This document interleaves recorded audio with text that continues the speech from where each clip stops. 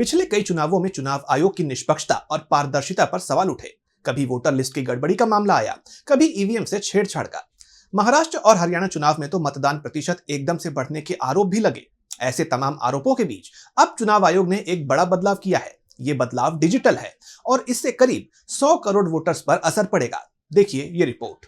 चुनाव आयोग ने वोटर्स, चुनाव अधिकारियों और राजनीतिक दलों के लिए एक बड़ा डिजिटल बदलाव करने का फैसला लिया है। आयोग बहुत जल्द ECI नेट नाम से एक सिंगल प्लेटफॉर्म ऐप लॉन्च करेगा, जो चुनाव संबंधी सभी सेवाओं को एक जगह पर उपलब्ध कराएगा। ये ऐप चुनाव आयोग की मौजूदा 40 से ज्यादा मोबाइल और वेब एप्लीकेशंस को एक साथ कर देगा। ECI नेट ऐप को खास तौर पर बेहतर यूजर इंटरफेस और सरल यूजर एक्सपीरियंस के साथ तैयार किया जा रहा है, जिससे मतदाता और अधिकारी बिना किसी झंझट के चुनाव से जुड़ी हर जानकारी तक पहुंच सके।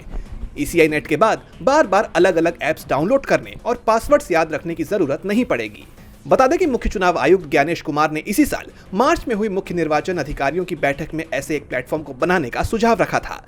ECI नेट के जरिए उपयोगकर्ता अब अपने मोबाइल या डेस्कटॉप से ही जरूरी चुनावी जानकारी तक पहुंच पाएंगे।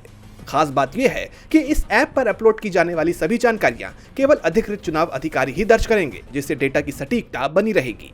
इस नई पहल के तहत चुनाव आयोग voter helpline app, voter turnout app, cVIGIL, सुविधा 2.0, ESMS सक्षम और KYC ऐप जैसे पॉपुलर ऐप्स को भी ECI नेट में मर्ज कर देगा। गौरतलब है कि इन ऐप्स को अब तक 5.5 करोड़ से ज्यादा बार डाउनलोड किया जा चुका है।